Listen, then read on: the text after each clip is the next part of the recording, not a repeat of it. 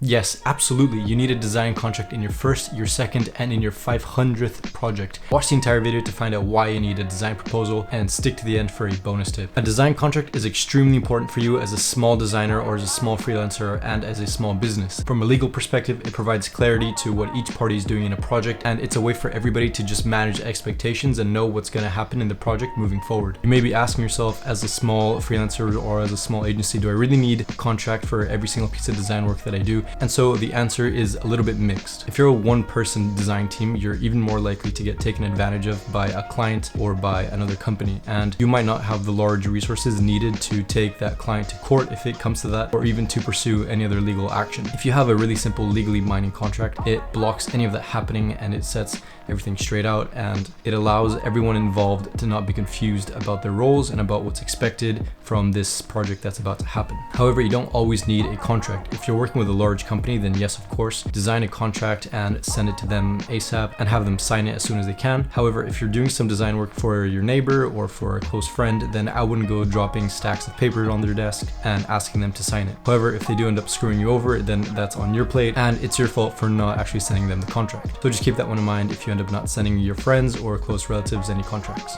So to not get in any mess, here are 5 things that you need when scoping your next design contract. Number 1 is scope of work. I'm going to break this one down into 3 main categories. So the first category is objective. What are you trying to do in this project? You should try to specify exactly what the goal is, not just to build a website, for example, but you want to explain why the website is being built. So is it to generate leads? Is it to gain a larger audience? Is it to gain market retention?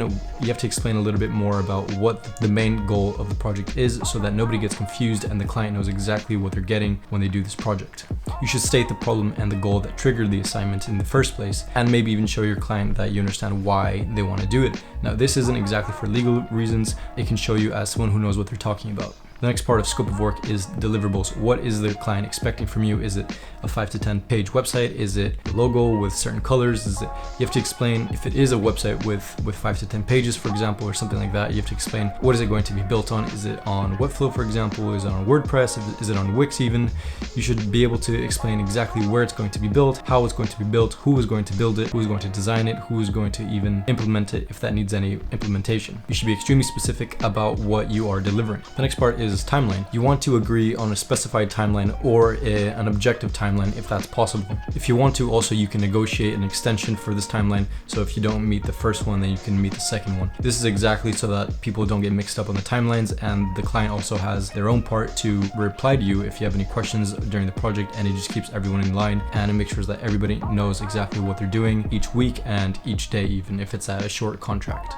Number 2 is payment. You want to state your fees, when and exactly how you want to be paid. Some people like to be paid 50% up front, and some people like to be paid 100% up front. Others require partial milestones or different ways that they want to get paid, such as endorsements or even in retainers maybe. The point is that it really is up to you. You just want to have it written down so that the client knows exactly when to pay you and how to get that money transferred to you. Most advanced freelancers often opt for a 50% upfront at least, or even a down payment for the project. However, I'm not going to say that that's the best way to do it or you should do it like that. It really is up to you, as I said, and you can just implement any way that you really want.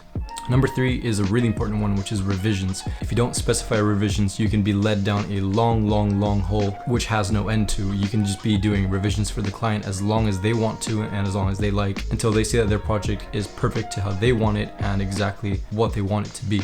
Some of my personal agreements include 2 rounds of revision or 1 round of revision, depending on what the project is. Sometimes even a fee is required if they want to do an extra revision, or even a fee per revision. Some other times you can be more flexible with the retainer clients or higher paying clients, and if they're paying you a large amount of money for a certain thing, then you can just be a little bit more easygoing with the revisions and do a couple more revisions for them. However, at the end of the day, you do want to draw a clear line in the sand and make sure that they know when enough is enough and you have done enough revisions for them and you want to get out of the contract. Number 4 is ownership.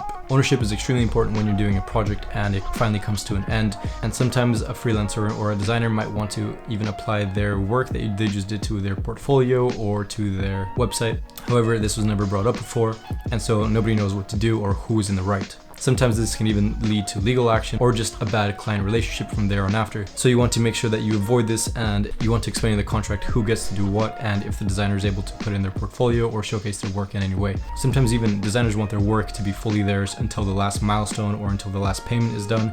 Only then does the intellectual information get transferred over to the client, and then the project is finally over. So in the spirit of clarifying expectations, adding a line about who owns what in the project and who gets to do what after the project is done is a very wise step to do. Number 5 is termination of the contract. So what happens when a client decides to terminate the contract early? Who is actually owned what at that point? A really good practice to do in freelancing, if you aren't doing this already, is to determine your cancellation fee. This is a fee that the client has to pay if they decide to end the contract early. This can be a non-refundable down payment or a percentage of the final fee. However, you do want to make sure that they know that there is a final fee.